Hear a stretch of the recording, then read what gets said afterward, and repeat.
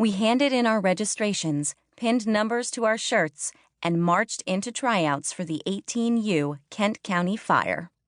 Gonzo walked right up to the girl with the broad shoulders. "Hey, dude, this is Savvy, and I'm Gonzo."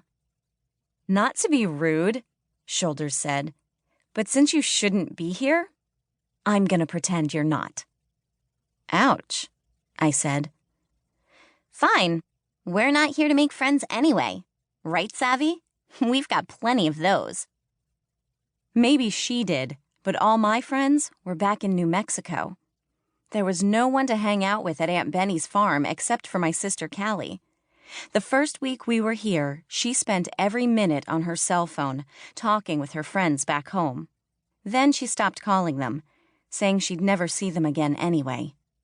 These days, all she wanted to do was veg out on her top bunk, eat junk food, and listen to her iPod. Making the 16s would have been a slam dunk, giving me 11 instant friends. Would Gonzo still be my pal if we both bombed? The bigger question was, if I didn't make the team, could I live without playing basketball until the school season began in December? I needed basketball as much as I needed eating and sleeping. But why settle for a dried-up hamburger on a stale bun when you've got a shot at a juicy steak? The coach introduced himself to the group, an older guy with a stumpy build. Mr. Fitzgerald looked more like a baseball catcher than a basketball geek.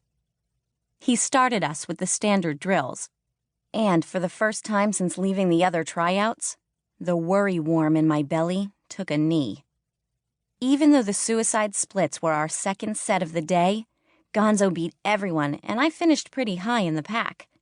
I aced the layups from the right side and faked my way through the left. In the dribbling drills, Gonzo slipped ghost-like through any wall the defense could put up. I was more like a fly in a spider's web, getting tangled with each move I tried to make. My feet were growing so fast, they didn't know right from left most of the time. I dominated in the 3-on-3 defensive drills, my octopus arms claiming all the real estate under the basket. At one point, Shoulders deked at me, and then faded back for a jumper.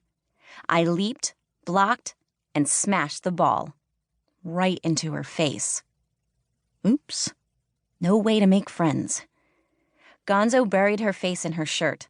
She was laughing so hard as I tried to apologize.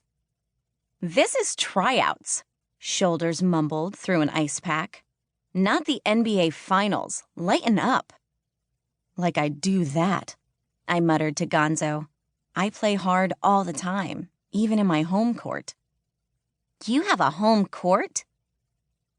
When we lived in New Mexico, we had a full-sized court with expensive plexiglass boards, a drinking fountain, and a cabana with a bathroom.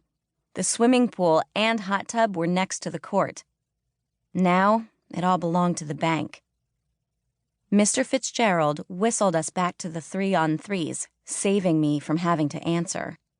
Now that I was on offense, the hoop seemed as big as a backyard swimming pool.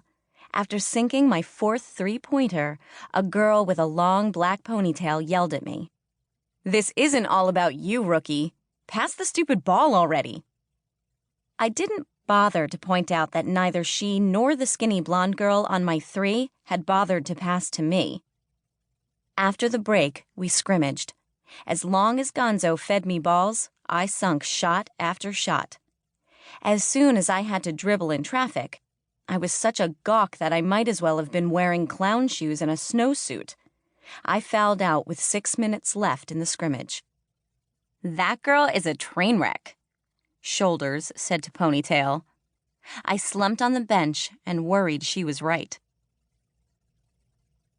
"I'll watch the video, check my notes, then make my decision," Mr. Fitzgerald said. "You'll all get a call tonight." Gonzo tapped my fist. "My mom's here, so I gotta run. You got my number, right?" "Yeah." We had entered them into each other's cell phones. "Call me, okay? After the coach calls and congratulates you." Right. Anyone could see that Gonzo had made the team and I had made the stupidest mistake of my life. I grabbed my bag and headed for the door.